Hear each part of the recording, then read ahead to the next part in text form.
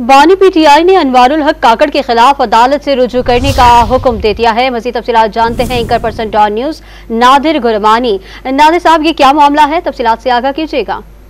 देखें, हाल ही में जो साबिक निगरान वज़ीर आज़म अनवारुल हक काकड़ का एक बयान सामने आया था और उस बयान के बाद तहरीक इंसाफ ने इस मामले को खासा उठाया भी था और अब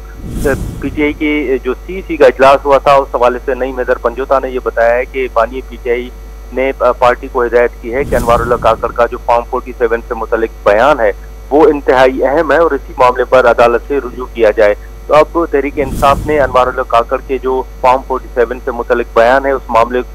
से मुतल्लिक अदालत से रुजू करने का फैसला किया और नईम हैदर पंजोता ने इस मामले की तस्दीक की और कहा है कि जो पहले से धांधली से मुतल्लिक दरखास्त मौजूद है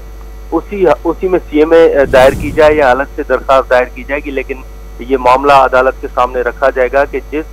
शख्स की जिम्मेदारी थी शफाफ इंतखाबात करवाना, तो वो साबिक निगरान वजीर आजम जो है ये मान चुके हैं कि मौजूदा हुकूमत को फॉर्म 47